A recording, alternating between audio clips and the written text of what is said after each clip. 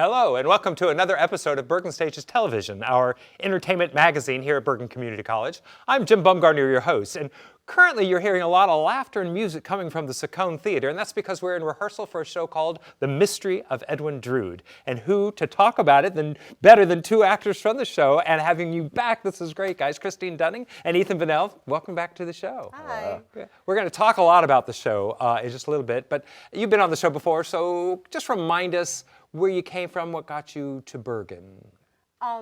I came back to Bergen to finish my degree, and then I just started taking classes about things that interested me. And so I've been here a while, but with no specific kind of goal in mind. Just I like taking classes here. I like continuing education. Cool. I love the theater program, so just can't get rid of me. And I don't want to. Yeah. And Ethan? Yeah, I'm also starting to inch up there into being here a while, but I'm enjoying it. I've been focusing a lot on the performing aspects of Bergen, which have not been in any short supply, fortunately. We all have a lot of great opportunities to grow here, but I think this is going to be my fourth musical here at the college, which is awesome. Because I started doing theater in high school, and then I came here straight out of high school, and I've been here ever since. And I think you hit a key thing, is that people think of Bergen as being a two-year college, and two-year just means it's a freshman-sophomore level, and you could do it at your own pace, which you want to do. And then, as you said, once you finish it, you can also take more classes, continue your education, whether you're degree-seeking or non-degree seeking. It doesn't matter. There's great courses, whether it's culinary arts or our athletic program, whatever it is. It's kind of fun to take all those different sort of things there. And you guys have been in a lot of shows with us here, BergenStages. So what have you done? How far back do we go? I remember I Hate Hamlet. That was my first show here, and that was before Ethan was born. Maybe it was a while ago. And then when I came back here, I was in Into the Woods. Much Ado About Nothing. I've done the 4 musicals with Ethan that he's been in. Oh, wow. Yeah. I did. Yeah, that's 4 true. for 4. That's cool. Being Man of La Mancha, Christmas Pudding, now this Mystery of Edwin Drood. The World Goes Round. And The World Goes Round. Yeah. And Ethan, you've also done other plays other than those musicals. Yeah, I started off with Christmas Pudding, and then that next semester was 12 Angry Jurors and Scapan was my first year, I think. And then I also did Director's Lab that year, coinciding with the spring semester. And then when we came back, I did The Crucible, and then we did World Goes Round. World Goes Round was the last one that was in the spring. I mean, Rumors was in between that. And then I was able to do Midsummer with Christine and Ray. And then in the following year, it was... Well, here we did Laramie Project, and then went into Man of La Mancha. Yes, Laramie. She Kills Monsters. La Mancha into She Kills Monsters. And then Cartoon. Yeah. Well, good. Now that we brought that up, you and Ray Parente kind of came up with this great idea for the Bergen Alumni Theater. You want to chat just a moment about? Yeah, it was all Ray's idea. I'm more of the greaseman muscle, I guess, but Ray was wanted to start this Bergen Alumni Theater, which helps kind of bridge the gap, because a lot of times people graduate here, and a lot of lovely people that we've done shows with, and they're not necessarily on a theater track in their career, but they love theater and they love Bergen. And so we thought it would just be a fun way to be like, hey, come back. You can always come back and do theater here. Then you can meet some of the students, the current students, and something we could sort of run ourselves and not have to bother the staff with, and you were just gracious enough to give us Ender Theater to do a show, which was insane, but we did it. But it works well because you incorporate our talent here, our students. You give them an opportunity to do yet another show or two here on campus. Yeah. And so far, you've done 3 major shows. We've done the Murder Mystery, and then Midsummer Night's Dream, and then Cartoon. So, wow. Yeah. Wow, it's happening. It's just happening. Keeps going. So it's a great opportunity for alums to do, but also you are giving our students, our current students, opportunities as well to do these things. And so far, so good. I mean, they keep coming back to audition, so it Must must be not doing be that something difficult, right. Yeah. Very fun. Good. So let me just kind of talk, since we've talked a lot about your background and what you've done for schooling-wise, I just want to talk about what it takes, one, to be a musical theater actor. What do you think is, what tools do you need in your toolbox? What advice can you give to someone that's thinking about this? Christina or Ethan, either you want to take that? I know that the first thing I wish I would have had more of when I started off trying to really pursue this was a lot more trust in myself. And it teaches you a lot about being patient, both in a workplace when you're interacting with people and with yourself. You have to give yourself this leeway to make mistakes and to try things. That's and it, yeah. if you don't have that at first, it's going to be frustrating. But then if you keep coming back, you get into the shows and you have those rehearsals where it starts to come together and everything's oiling together nice, and then you're having a great time again and you remember why you want to be there. But you just need to allow yourself to have some self-assurance with yourself. Experiment, And that's one of the only ways you're going to be able to develop the practical skills that you need, like to go to voice lessons and to be willing to show up every week and make that mistake and crack your voice and then come back the next week and be better and then go to rehearsal and then you're hitting the notes that you need for those characters you want to play. That's great. That's great. Yeah, to be willing. Yeah, a scientist experiments and tries things, and until the experiment works, you keep trying it. So that's kind of what you're doing as a performer. Christine, what would you tell your younger self, though? Don't be afraid to kind of like branch out into things that you don't necessarily think you're good at. I think I always thought of myself as more of an actor, and then I enjoyed singing, but I was kind of like, I'm an actor that can do a little song. And, then I started taking voice lessons here and developing my voice, and I've been able to see improvement in that. And also I've taken tap classes here, so I can move a little bit too, and that's huge if you want to be in a musical. You have to be able to move a little bit. You don't necessarily have to be the best dancer, but you have to be able to do a daisy chain, Right, right. So I think just branch out into other things that interest you, because everything in theater is like a tool that can go in your pocket. Let them make the decision about you. Don't Right. second guess yourself. Yeah. kind of thing. Don't put yourself in a pigeonhole. Yeah, So, totally. Yeah. You pigeonhole saying, I'm this type, that's what I am, and that's the only thing I'm going to go for. And somebody else looks at you and goes, but I see you as this. You go, really? Okay, to again with the experiment, try and see what happens there. So voice lessons are important. If you're in musical theater, you've got to work on the voice, and it's just the stamina. And also, I know, Ethan, there was a big change. You came thinking you were a tenor, if I remember right, and you're finding you're a strong baritone. Yeah, especially dramatic in baritone. these kind of like formative years where you're still growing up a lot, and then you kind of just find those things as you go along. And yeah, you have to be adaptable. You have to be able to make that change and not see it as like a slap in the face that things are changing. It's going to happen. Right. But we get locked into that contemporary musical theater and think that's the way I've got to do, and forget the classic musical theater requires a whole different sound. Yeah. And I think you've discovered your soprano even more. Yeah, I really thought I was an alto because I always assumed if you have a lower speaking voice, then you're just an alto. But apparently that's not the case, which I've been educated on. So, yeah, it's been really interesting and scary, and you do have to be, fearless about if your voice cracks in rehearsal, get over it.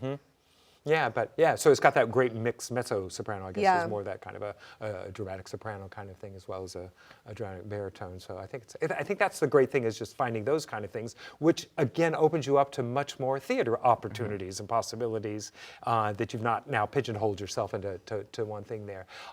You both do chorus, and I have to give a shout out to Jess Abrams, because she is a genius.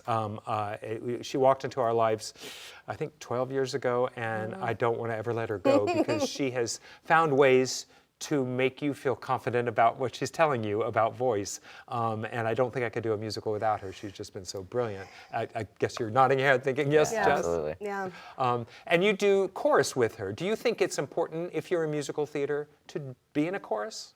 And if so, why would you? Yeah, I mean, especially when it comes to reading music, because you have to do that for being in a musical. I mean, being able to read music is a real benefit, and chorus helps give you those building blocks of how to follow along your part when other people are singing different parts, which is important, especially in a show like this where sometimes we're singing 4 different things at a time. True, yeah. And to blend, not Yeah. only to Being sing able it, to but listen. Like lots of times in chorus, we'll start singing as the chorus, and then Jess will be like, "No, stop it. No, stop."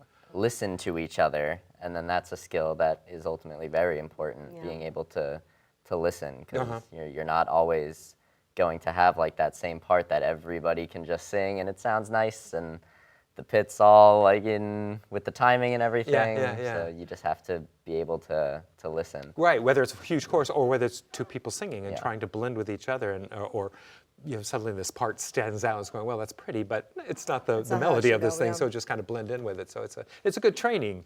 So I think, I've always said, even being a church choir or something like that, at least you're reading music, and as you were saying, sometimes even at an audition you have a sight singing. You have to suddenly be able to walk over to the music and they're just going to play it for the first time and you just need to follow along with the notes. So I think it's a good training to have there as well. And you took tap. Have you taken any dance class? I have not. Dance is sort of the one area that I am still a little wary of really training in yet. I would love to if I had the time and the means. Yeah. It's eventually something I'm going to have to learn how to do. Right.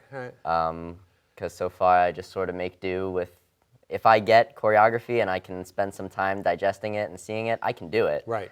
But I would like to be able to just have it in my body to know, oh, that's what he means when he says to do this, and I can just do it. Yeah, and it's kind of, at an audition sometimes it's like, how do I make my brain remember steps? I know how to remember songs and lines, but how do I memorize those 4 counts of 8? It's like, so it's just kind of, and I think a dance class is like a voice lesson or a chorus singing or even an acting class to be able to do that. I'm so thrilled to be directing the musical, and I think we had a fun experiment last night saying to take the music away from the song and look at it as a monologue. How was that for you guys? Now, I'm putting you on the spot because he's like, why did you do this to me, Jim? Because we're so used to the song. Yeah. How did it work for you to... It's very interesting to be able to kind of step back from that and sort of force your brain to forget that I have to worry about being on time and in tune with notes for this, and I can just worry about, okay, I'm a character who feels the need to say this in such a way that I have to sing it. And find those choices that would justify, if there was no music, why do I feel so strongly about what I'm saying that they wrote music for me to say this to you? Yeah. So it's a very good sort of experiment, Kind of again, exercise, with finding yeah. your character that I think is very valuable to do at least once in any musical. Yeah. Yeah, Christine, Yeah, I think Ethan and I both have talked about getting stressed out about music sometimes, and that takes away from our acting because we're worried about what our voices are doing. And so I think being able to talk out the songs yesterday was great because we were able to find those moments. And I think for me personally, if I can start focusing on more of what I did yesterday versus being nervous about the song, that the song's going to probably improve. going to be there. It's totally going to be there. You're just so obsessed. Yeah. Because Jess is always saying, you need to relax Yeah. and not care about the song as much. I need to not care as much. I mean, I care even more now, but I think it'll help. But it's really heightened to speaking. Yeah. You're just it truly is what you did yesterday, but now you're throwing. You a little always more. know a little more than what you think you do. Yeah. Like if you just go out there and are forced to do it, most of the time, even if you don't think so, it will be there for you. Like Yeah. when you leave your script in the wings for the first time and you just head on out, and then your lines, they will come to you. They're in there, yeah. If you studied and you put So the that's time into it. so great. It really worked for the rehearsal. I think that's anytime, even in a voice lesson, to get away from the song, the music of the song, and look at the lyrics of the song, and then that'll help, and then put it back together. And go, oh, that's why I'm saying what I'm saying. So I think it's such a beautiful experiment, but it also helps, I think, as an actor, to put your acting chops back on and handle the song.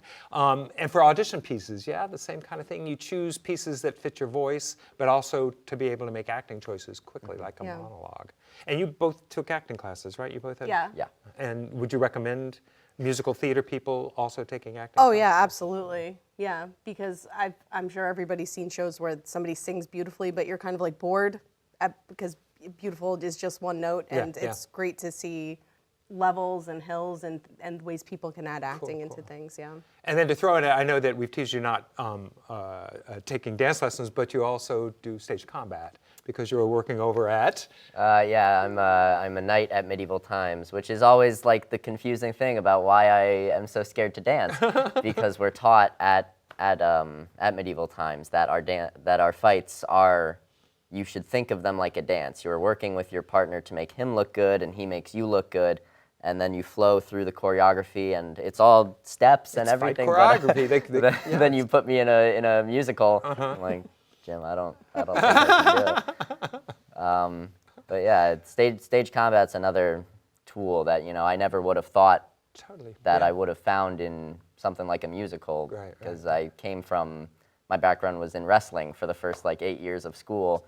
And then we got to a show in high school called You Can't Take It With You that needed a short, little scuffle in the living room between two of the characters, and our director knew I was on the wrestling team and asked if I would just show them how to do a takedown. I was like, that's fun. Oh, good. So we're going to take a little break, and then I'm going to have you guys sing a song from the show. So come right back. We're going to talk to Ethan and Christine more about The Mystery of Edwin Drood. Come right back.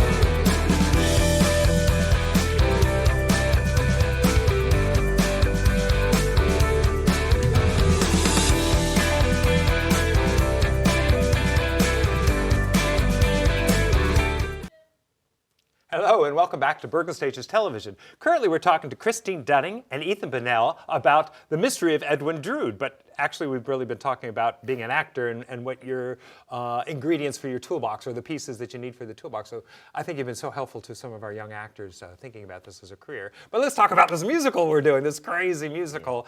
It's called The Mystery of Edwin Drood, and it was written by Charles Dickens, who had the nerve to Die. before he finished it. He died before he finished it, so the audience gets to help with it. But it's also not just set as a musical. What is it? Give us some background of where is this? Christine, I'll go to you first. Where are we? So it's a sort of meta theatrical play because we are actually in a Victorian English music hall, which was kind of a popular place where everybody would go and they'd see little skits and music and little dog shows and just all sort of cornucopia of almost like things. vaudeville, what we Exactly. will call vaudeville here. They had that same kind of routines going on there. So that everybody would come to see their favorite performers at this music hall royale. But tonight is different. Why is tonight different? So tonight, the actors gather in the music hall, and we have planned to put on a full show for the people to come see, rather than the little segments that they would be used to. And we took the writings of Charles Dickens after he passed away, and we formed it into this one show called The Mystery of Edwin Drood, that has no ending.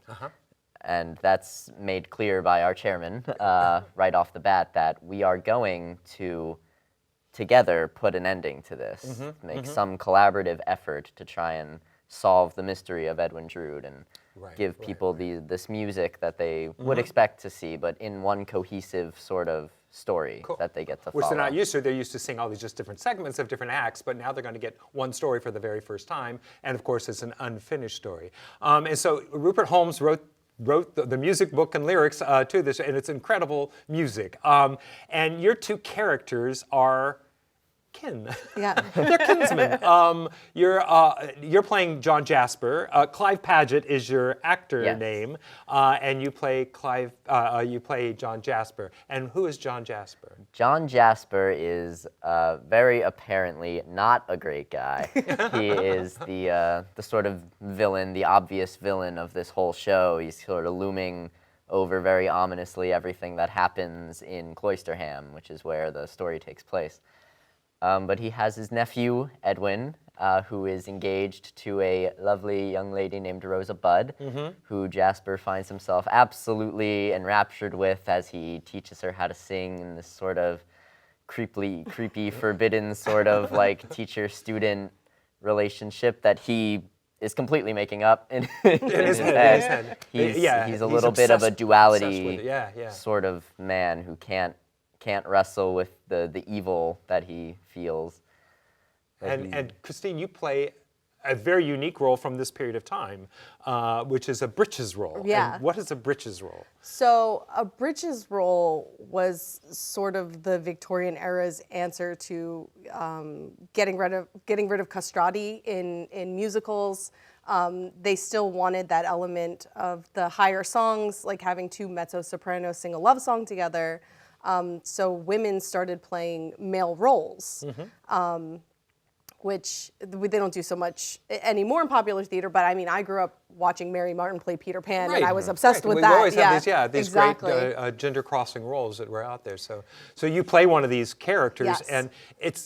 and the character you're playing just happens to be an actress playing this role. It's not that we're revealing, hey, I'm a woman. Right. It's no, this would be your what you do as a profession. Right. As your actress playing the role of Right. Edwin Drood. So your relationship is with Rosa Budd. Yes, she's we're engaged to each other.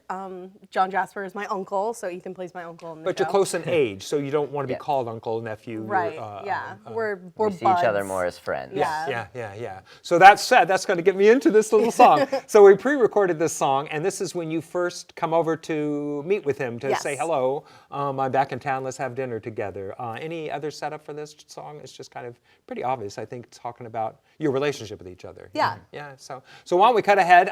So we're going to cut ahead and listen to the song. It's called Two Kinsmen, and this is John Jasper and his nephew Edwin Drood singing the song. So let's watch this. And Edwin, Ned, this is a confidence between us. I have confided in you because... Because we are fast friends, and because you love and trust me as I love and trust you. Both hands, Jack. My dearest Uncle Jack. My dearest nephew Ned, a life without your friendship would be life as good as dead. The winds of hell may blow, but as you well may know, I'll heed your call, no need too small, and face the fires below. For you, For you, for you, for you. two kinsmen more than brothers, we know no next of kin, and yet we know no others closer neath the skin.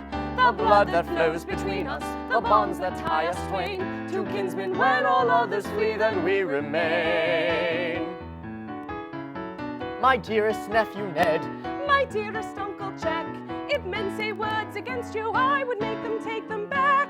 A loyal lad am I, who'd be but glad to die, if by my death one extra breath of life for you I'd buy. 'Tis true, 'tis true, for you, for you, two kinsmen more than brothers, we know no next of kin, and yet we know no others closer neath the skin. The blood that flows between us, the bonds that tie us twain, two kinsmen when all others flee, then we remain. 'tis true, 'Tis true, for you, for you, true kinsmen are we two. So that's great. I love this song, and I think it really sets us up very early in the show, your relationship with each other, and a little conflict going on too with Rosa Budd as you go along. So now we're in this story, and I know you and Rosa are fond of each other, but you've been promised since birth. Since birth, yeah, that we were supposed to marry each other. And we kind of don't really feel in love with each other in that way. We love each other, but we're not in love with each other. So there's a beautiful song in the show called Perfect Strangers where we kind of sing about our love for each other, but maybe it's not the type of love where we want to get married and spend the rest of our lives together. Yeah. So getting back to the style of the show, I'm obsessed as director with this style. What are we looking for that's different than your typical musical theater play that you're doing? What do we go for it? You're smiling, so I know you know what I'm. It's big, it's broad, and I think acting in a way that you remember that these people did not have microphones, and there were people sitting all the way back in the back seat, and those people needed to understand what was happening on stage as well. So the acting is very broad, and but at the same time, we're not being silly. No. Everything that our characters are doing, we're taking dead seriously, and that's why it's funny. It's funny because we're taking it seriously. Yeah. As soon as you start mugging and being like, "Oh, I'm being so dumb right now," then it It's ruins lost, it. Totally yeah. lost. If you do it right at the beginning, then no matter how much everybody else does, it doesn't matter because somebody mugged it up. So it's like, it's a very presentational. It's like, I think we talk about the silent movie style, Yeah. and but it was a style of acting from that period, which is kind of fun to play the actor coming to work, and then the actor going on stage and becoming the character within the play there. I don't think it's too confusing, but I think it's kind of fun that we snap in and out of it along the way there. Is it fun playing this style? I know I'm picking on you because director, but how do you feel this broad? It's very fun having to like find those moments where your actor would be like, I'm going to show them this, and they're going to love it, and this is what I do. Like when you work with your other actors to like make these pictures that to the audience might be very funny, because it's just not what acting now is sort of based on being. It's very like stiff and big, like Christine was saying. Like, you have to be so, like now we would think it's a little absurd almost what they're doing. Yeah. But it gets the message of what they're saying across so clearly that it's almost like, do you think we're stupid? but it's very entertaining looking, I think. Yeah. And there were books printed back then on how to do these styles, these gesture these lives pictures, out there. So yeah, it's just kind of interesting to know that you're part of those actors doing this kind of style out there. So cool. So now we're working on the music, we're working on the dance, and in the midst of this show, we sing a song that the audience would know. It's like off to the races. It's like, here's one that you all know, that you all came to sing and sing along with. And there's so much breaking of the fourth wall. Yeah. What do I mean by that? I know that we use that term so lightly in the theater. What do I mean by breaking the fourth wall? It starts that way. That we talk to the audience, Yeah. that we know that they're there, and they know that we know that they're there. We are all actors in the music hall, so the characters of the mystery of Edwin Drood go away, and then there's this other layer of like, oh, I'm not John Jasper anymore, I'm Clive Paget, talking to my audience in the music hall who came to see me perform. Right, and like Christine is the known woman, a male impersonator role, you're like the matinee idol. They know that they've come to see Clive Paget because that's their favorite matinee idol. So they've got their favorites, and music halls would have done that. The favorites would have always been there, and everybody would flock to the music hall to see their favorites and hear a song that they know. So Rupert Holmes has kind of thrown in a song that goes, or two, that are kind of the crowd favorites to kind of get them going with it. And it's just fun music. Yeah. It's just, and it's loaded. It is loaded with yeah. songs. It just, it just does not stop. So we're having fun. We're putting it all together. We have people from Ceylon. We have a minister. We have just all these different cool caricatures that come in this fictitious town of Cloisterham, England, that we've all kind of rendezvous to. He goes off to London to the opium den of Princess Puffer to have his little night out on the town, I guess, for the pain that he's having for Rosabud, I guess it is. So we have lights and sound and everything going on now. We're putting it all together as we get into the rehearsals. What's going to happen in the next lead up to the show? We get to kind of get through the process, which I think we're in the more fun half of rehearsals now, where sort of the standing around and getting your blocking and what we're supposed to be doing is kind of over. We know that now, and now we get to do it over and over and over again and find new choices to make and find acting, little things to do with each other, and how we're going to get to interact with our music hall audience and find all the things that we want to do to set ourselves apart from everyone else. Right. The experimenting that you were talking about. Now you get to try to, we know what it is, we know where we're going to go. How can I have even more fun making this happen? This is sort of the fun part. Christy's giving us costumes to wear. I know Miro and Jared are working on lights. Stephen's working on sound. Ray's working on props, so there's a lot of props on this show. So we've got a journey to get there, but it is so much fun. And I just love that you guys are in this. To think that we did La Mancha last year this time, to put you guys on stage in so completely different roles and watch you take hold of that is just amazing. So the show opens the first weekend in December for 2 weekends. It's in the Seconth theater, please come and see The Mystery of Edwin Drood. You will not be disappointed. Ethan, Christine, thank you so much for being a part of the show and singing for us today. And thank you so much for watching, and we'll see you at the theater. Thank you.